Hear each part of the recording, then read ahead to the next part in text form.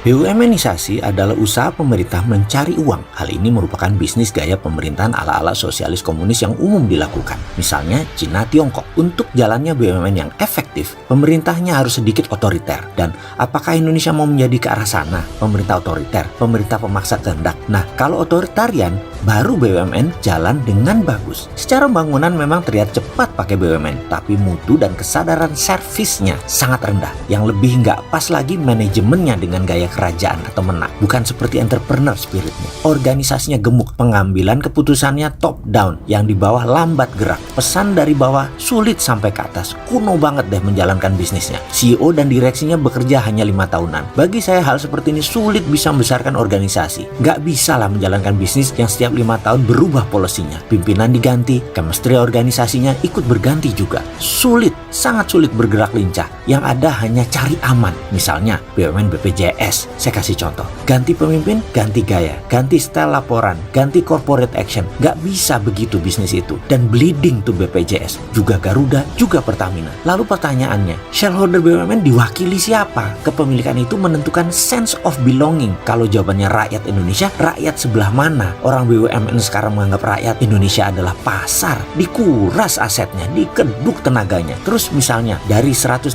BUMN ditambah dengan anak usahanya semuanya kira-kira ada 800. Itu asetnya hanya 3.500 triliun rupiah. Dan ini senilai US dollar kira-kira 250 billion. Dibandingkan dengan satu perusahaan GE, General Electric, sudah jauh ketinggalan. Aset GE dan market capitalization-nya, GE sekitar 500 billion US dollar. Dibandingkan Apple Incorporated mencapai 1000 billion US dollar atau 1 triliun dolar. Dan mereka hanya dipimpin seorang CEO, bukan menteri dengan perangkat departemennya. Bingung saya kalau urusan beginian. BUMN Indonesia dibanding akumulasi jumlah beberapa grup, misalnya Sinarmas Group, Salim Group, Jarum Group, itu hampir sama market cap-nya. Ini sisi lokal loh, bukan sisi swasta negara lain. Jauh. Untuk itu, saya mau kasih solusi. Sebenarnya untuk membesarkan ekonomi sebuah negara itu gampang. Distribusi kekayaan ke swasta, itu salah satu kuncinya. Saat ini, nasional swasta banyak yang siap untuk dikembangkan. Beri kami kekuatan dukungan regulasi saja. Kami tidak mau manja seperti pebisnis kaum tua-tua